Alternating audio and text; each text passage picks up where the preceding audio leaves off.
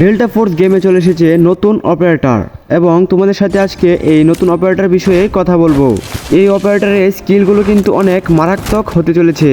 এই নতুন অপারেটরটা কিন্তু সব অপারেটরদের মতো নয়, কারণ এটি একটি রোবটিক, অথবা এই অপারেটরের কোমরে একটি রোবটিক চিপ লাগানো আছে। এই ভিডিওতে দেখানো হয়েছে তার অপারেশনের সময় কোমরে সমস্যা হয় এবং তার কোমরের মাঝে চিপ লাগানো দেওয়া হয় অথবা গ্যাজেট লাগিয়ে দেওয়া হয়, যেটার সাহায্যে অনেক স্কিল তার মাঝে অ্যাক্টিভ হয়ে যায়। এই ভিডিওর মাঝে সেটাই বোঝানোর চেষ্টা করা হয়েছে এবং এই অপারেটরের স্কিলগুলো কিন্তু লুনা হ্যাকলো ভাইল্যান্ড অপারেটরের মতোই, কিন্তু এই অপারেটরের স্কিলগুলো ওদের থেকে একটু ইউনিক অথবা উন্নত করা। আর ভাই, এই অপারেটরে কিন্তু দারুণ একটি স্কিল আছে, সেটা আমি এখনো তোমাদেরকে বলিনি। এই অপারেটর কিন্তু সেম টু সেম স্পাইডারম্যানের মতো পিছনে উপরে নিচে উঠতে পারে।